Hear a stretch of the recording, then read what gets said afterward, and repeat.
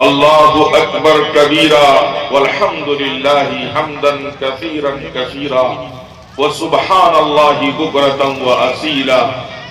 أشهد أن لا إله إلا الله وأشهد أن محمدا عبده ورسوله صلى الله عليه وسلم.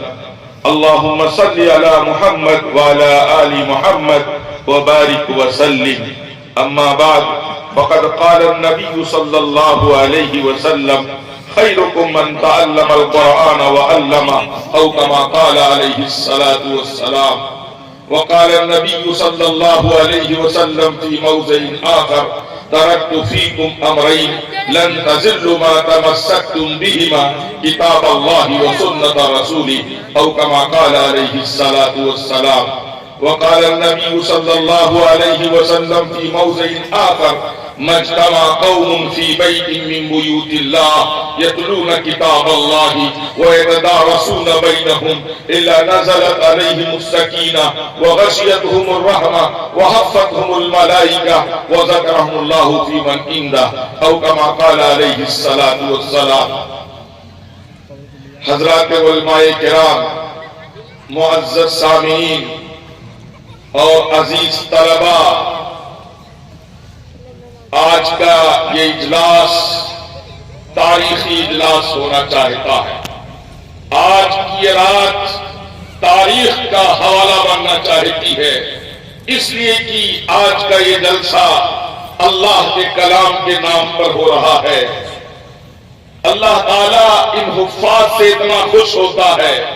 اللہ کے بہت سارے نام ہیں، ان ناموں میں سے ایک نام حافظ ہے، الحافظ.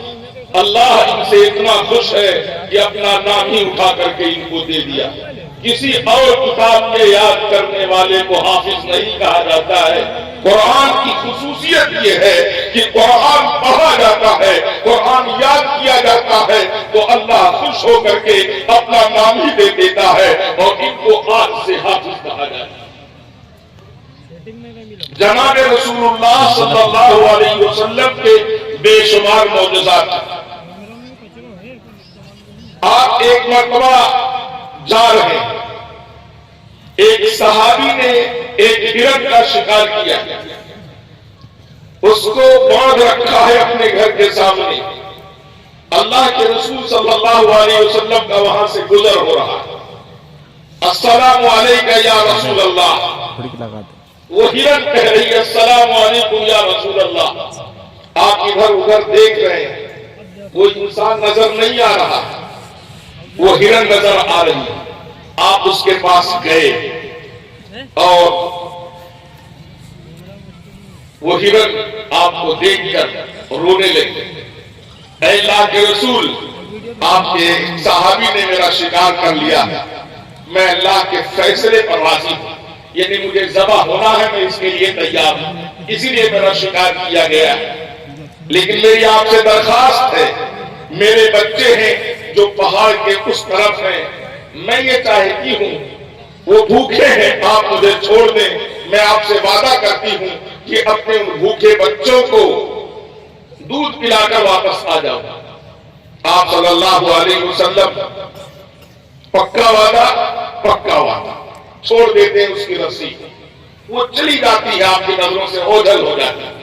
اپنے بھوکے بچوں کو وہ دودھ پلاتی ہے اور اس کے بعد چھلانگ لگاتے ہوئے پھر آپ صلی اللہ علیہ وسلم کے پاس حاضر ہو جاتی ہے.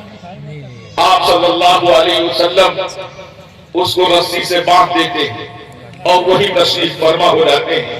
کچھ دیر میں اس ہرن کے شکار کرنے والے صحابی بھی آ جاتے ہیں. آپ صلی اللہ علیہ وسلم کو دیکھ کر خوش ہو جاتے ہیں.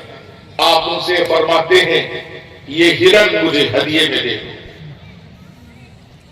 صحابی کہتے ہیں: اے اللہ کے رسول، میری جان آپ کے اوپر قربان ہو، یہ ہرن آپ کے لیے. آپ اس کو قبول کر لیتے ہیں.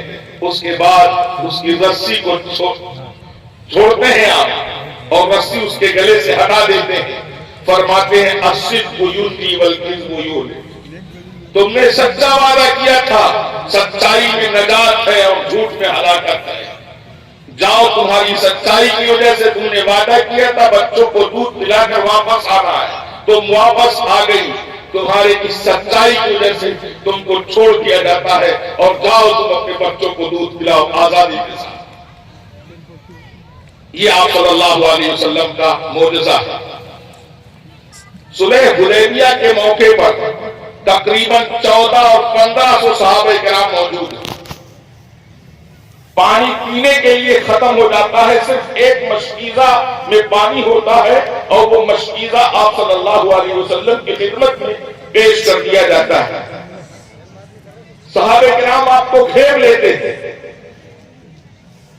آپ وجہ پوچھتے ہیں، معلوم ہوا کہ صرف اتنا ہی پانی ہے جو آپ کی خدمت میں پیش کر دیا گیا ہے اور کوئی پانی نہیں۔ آپ صلی اللہ علیہ وسلم آپ اپنے ہاتھوں اس میں لگا دیتے ہیں اور پانی کا چشمہ جاری ہو جاتا ہے آپ کے ہاتھوں سے۔ 1400 صحابہ کرام پانی پی لیتے ہیں، وضو بنا لیتے ہیں، وہ پانی ان کے لیے کافی ہو جاتا ہے، پانی کے اندر کوئی کمی نہیں آتی ہے۔ سرکار دو عالم صلی اللہ علیہ وسلم کا یہی معجزہ ہے۔ مقام زورا جو کبھی مسجد نبوی سے باہر کا حصہ تھا، لیکن اب مسجد نبوی کے اندر کا حصہ ہو چکا ہے، جب مسجد نبوی کی توسیع کی گئی، اس کو بڑھایا گیا، وہاں 300 صحابہ کرام ہیں اور صرف تھوڑا سا پانی ہے، آپ کے وضو کرنے کے لیے پیش کر دیا گیا۔ آپ صلی اللہ علیہ وسلم نے وضو بنانا شروع کیا، صحابہ کرام نے وہاں بھی آپ کو گھیر لیا۔ آپ کو معلوم ہوا کہ صرف پانی اتنا ہی ہے، اپنے ہاتھوں کو لگایا، انگلیوں سے پانی کا چشمہ جاری ہو گیا، اور وہ پانی 300 صحابہ کرام کے لیے کافی ہو گیا۔ یہ بھی آپ صلی اللہ علیہ وسلم کا معجزہ ہے، پانی کے اندر کوئی کمی نہیں آئی۔ غزوہ خندق کے موقع پر خندق کی کھدائی ہو رہی ہے، آپ بھی بھوکے ہیں، صحابہ کرام بھی بھوکے ہیں۔ حضرت جابر رضی اللہ تعالیٰ عنہ برداشت نہ کر سکے، حضور کی بھوک کو دیکھ کر کے اپنے گھر گئے اور اپنی گھر والی سے پوچھا گھر میں کھانے کے لیے کوئی چیز ہے؟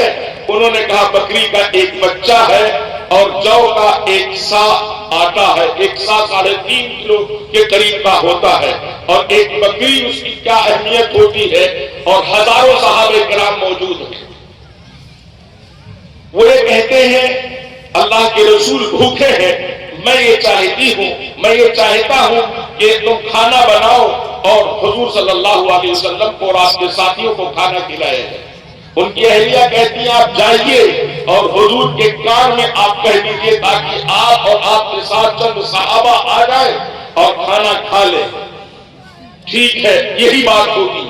آپ گئے، حضرت جابر رضی اللہ تعالیٰ عنہ حضور پاک صلی اللہ علیہ وسلم کے کان میں یہ بات کہی، اے اللہ کے رسول صلی اللہ علیہ وسلم، میرے ہاں آپ کی دعوت ہے اور اپنے چند ساتھیوں کو بھی آپ لے لیں۔ آپ صلی اللہ علیہ وسلم نے یہ بات سنی تو آپ نے سارے صحابہ کے درمیان اعلان فرما دیا کہ چلو جابر کے ہاں سب کی دعوت ہے۔ آپ صلی اللہ علیہ وسلم نے حضرت جابر سے فرمایا جاؤ، جب تک میں آ نہ جاؤں تب تک ہانڈی سے سالن کو نکالا نہ جائے اور روٹی پکائی نہ جائے، جب میں آ جاؤں تو سالن نکالا جائے اور روٹی پکائی جائے۔ آپ صلی اللہ علیہ وسلم پہلے وہ اپنے گھر گئے، ان کی اہلیہ تھوڑا سا ناراض بھی ہوئی، لیکن جب انہوں نے یہ کہا کہ حضور پاک صلی اللہ علیہ وسلم نے یہ بات بھی فرمائی ہے کہ میں آتا ہوں اس کے بعد گوشت نکالا جائے گا، روٹی پکائی جائے گی، ان کو تسلی ہوئی۔ سرکار پہنچتے ہیں اور اس ہانڈی کے گوشت میں اپنا لعاب دہن لگا دیتے ہیں اور آٹے کے اندر اپنا لعاب دہن لگا دیتے ہیں، اور اس کے بعد آپ آرڈر کرتے ہیں گوشت کو نکالا جائے اور روٹی پکائی جائے۔ گوشت نکالا جاتا رہا، روٹی پکائی جاتی رہی، 1000 صحابہ کرام نے کھانا کھا لیا اور اس میں کوئی کمی نہیں آئی۔ یہ بھی سرکار دو عالم صلی اللہ علیہ وسلم کا معجزہ ہے۔